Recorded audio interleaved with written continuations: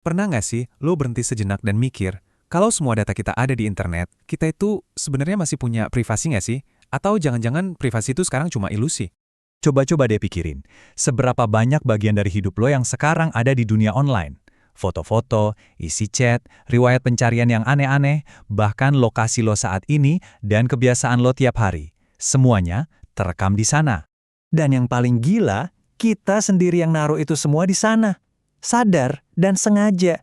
Tiap kali kita upload foto, share stories, login ke aplikasi pakai akun lain, dan ini dia juaranya, klik accept all cookies tanpa dibaca. Biar cepet kan? Ngaku aja. Nah, ini dia intinya. Sadar atau nggak sadar, definisi privasi yang kita kenal dari dulu itu udah bergeser total, udah nggak sama lagi. Dulu, privasi itu simple, soal nyembunyiin buku harian yang digembok atau ngobrol di dalam rumah. Tapi sekarang, beda banget. Privasi itu bukan lagi soal menyembunyikan sesuatu, tapi soal mengendalikan siapa yang boleh lihat dan siapa yang nggak. Tapi, ceritanya nggak berhenti di situ. Karena data kita itu bukan cuma yang kita sengaja post. Ada yang namanya jejak digital lain yang kita tinggalkan, dan seringnya kita nggak sadar sama sekali. Coba bayangin deh, lo lagi buka sosmed, cuma scroll-scroll aja, nggak ngepost, nggak nge-like, nggak komen, bener-bener cuma jadi penonton. Pertanyaannya, apa lo beneran diam dan nggak kelihatan di dunia digital? Jawabannya singkat, padat, jelas. Enggak, sama sekali. Bahkan pas lo cuma jadi penonton pun, sistem di belakang layar itu selalu merekam. Postingan apa yang lo liatin paling lama? Video apa yang lo skip cepet-cepet? Konten apa yang lo tonton ulang berkali-kali? Semua asap knalpot digital ini, semuanya dicatat. Jadi data kita tuh bukan cuma yang kita kasih, tapi juga jejak kebiasaan kita. Oke. Terus, kenapa sih mereka repot-repot banget ngumpulin semua ini? Jawabannya sederhana, dan ini semua soal uang. Data kita itu makanan buat perusahaan teknologi. Prosesnya simpel aja, 3 langkah. Kumpulin datanya, analisis polanya, terus personalisasi. Tujuannya, biar apa yang lo lihat di feed itu pas banget sama selera lo. Dan iklan yang muncul juga relevan banget buat lo. Nah ini nih, ini pasti lo pernah ngalamin juga. Lagi ngobrol sama temen soal pengen beli sesuatu. Nggak lama kemudian, iklannya muncul di HP. Rasanya kayak HP kita nguping obrolan kita kan? Serem.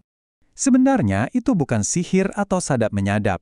Itu cuma analisis pola yang luar biasa canggih. Dan ini kuncinya. Sistem itu nggak perlu tahu nama lo siapa.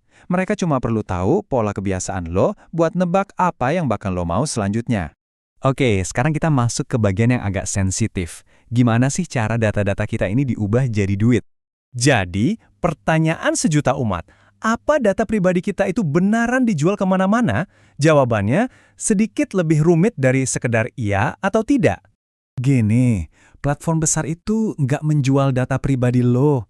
Dalam artian ngasih nama, nomor telepon, dan alamat lo ke pengiklan.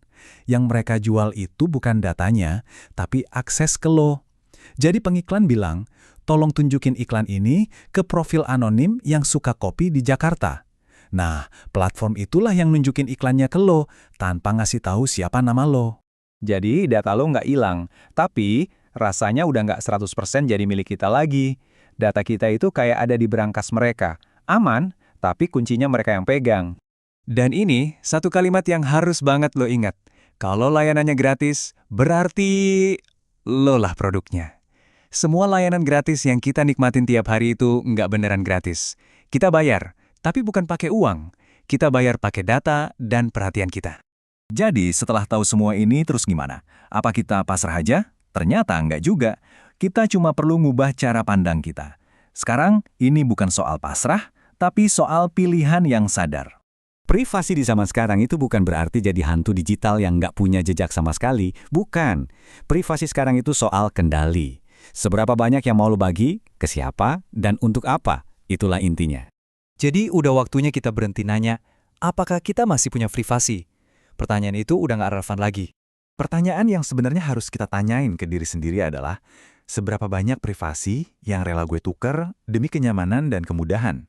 Dan nggak ada jawaban yang benar atau salah di sini. Tiap orang punya batasnya sendiri. Ingat ini baik-baik. Di dunia digital, privasi itu bukan pengaturan bawaan, bukan default setting. Privasi adalah sebuah keputusan, pilihan aktif yang harus kita ambil setiap hari. Dan gue mau tinggalin satu pertanyaan terakhir buat lo renungin. Saat sistem ini makin pinter membaca kita, pilihan-pilihan yang kita buat itu apa beneran murni pilihan kita? Atau jangan-jangan kita cuma merasa bebas memilih, padahal sebenarnya kita lagi diarahkan?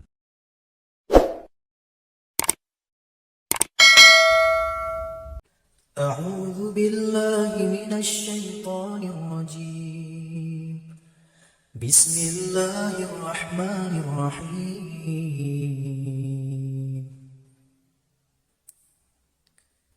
ربي هب لي من لدنك ذرية طيبة إنك سميع الدعاء رب اجعلني مقيم الصلاة ومن ذرية ربنا وتقبل دعاء ربنا هب لنا من أزواجنا وذريتنا قرة أعين واجعلنا للمتقين إماما اللهم اجعل أولادنا أولادا صالحين حافظين للقرآن وسنة فقهاء في الدين مباركا حياتهم في الدنيا والآخرة